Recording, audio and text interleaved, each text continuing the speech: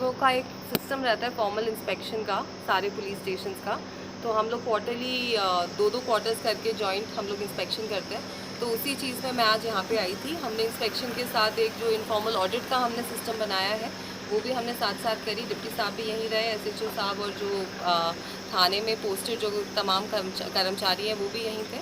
तो ये crime record keeping, general upkeep, welfare, crime का क्या ट्रेंड है, हम लोग उसकी प्रिवेंशन के लिए क्या कर रहे हैं, तो इसी सब का एक होलिस्टिक सा एक हम लोग करते हैं।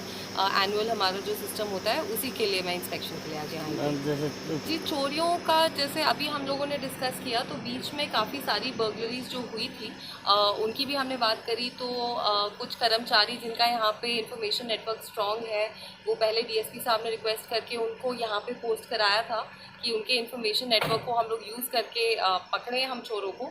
तो उस पर भी हम लोग काम कर रहे हैं। जो उसका साइबर फ्रंट पे जो टेक्निकल एविडेंस होती है उस पर भी काम कर रहे हैं।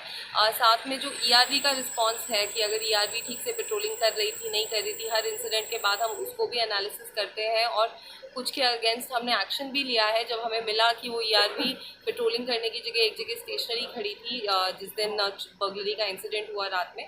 तो वो एनालिसिस भी हम कर रहे हैं और साथ में हमने टीम सब बना के पेट्रोलिंग का एक सिस्टम बनाया है SHO साहब ने।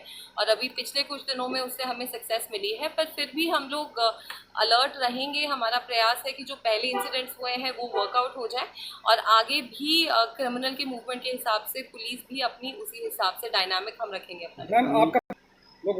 जी, मेरा पब्लिक की तरफ के प्रति यही मेरा उनकी तरफ मैसेज रहेगा कि जैसे इस समय पे साइबर ऑफेंसेस जो है वो एक बहुत बड़ी समस्या है। अभी भी कुछ केसेस हमारे सामने आए हैं जिसमें एक डिजिटल अरेस्ट का केस भी आया है सामने। साथ में जो ब्लैकमेलिंग का केस भी एक आया था साइबर क्रिमिनल का। और साथ में इस तरह के केस भी आ रहे हैं कि फ़ोन पे लोग कांटेक्ट करते हैं और बताते हैं आपको कि आप यहाँ पैसे इन्वेस्ट कर दो, वहाँ कर दो, बिटकॉइन में कर दो, डिजिटल करेंसी में कर दें। और लोग उनको बहुत पैसे दे देते हैं विश्वास में आके और ख़ुद उनके पास कोई ट्रेस या कोई क्लू नहीं रहता, कोई एविडेंस नहीं रहता अपने इन्वेस्टमेंट का या उसको चेक करने का या उसे अपनी मर्ज़ी से विड्रॉ करने का, और अपनी बहुत मेहनत की कमाई जो है वो इस प्रकार से खो देते हैं। तो मेरा यही उनसे अनुरोध रहेगा कि इस तरह की जिससे आप मिले नहीं हैं, कभी देखा नहीं है, उसकी बातों पे विश्वास ना करें। अगर टेलीफोनिकली कोई आपको कांटेक्ट करता है, चाहे वो आपको इन्वेस्टमेंट का लोभ दे या किसी प्रकार से डराने का प्रयास करे, डिजिटल अरेस्ट या कोई और ब्लैकमेल, तो उसकी बातों में ना आए। साथ ही साथ 1930 पे भी कॉल करें और पुलिस स्टेशन में भी रिपोर्ट करें ताकि हम उनके अगेंस्ट एक्शन ले सकें। जी, हम सारे प्रयास हैं हमारे डिप्टी साहब यहीं रहते हैं, बहुत अप्रोचेबल हैं। हमारे SHO साहब हैं यहीं रहते हैं, बहुत अप्रोचेबल हैं। हम हैं जो अप्रोचेबल हैं। तो कभी भी किसी को कोई भी दिक्कत हो तो हमारे दरवाजे बिल्कुल खुले हैं, किसी भी समय आके हमसे बात कर सकते हैं, हमें बता सकते हैं। टेलीफोन पे भी हम लोग 24 घंटे अवेलेबल रहते हैं।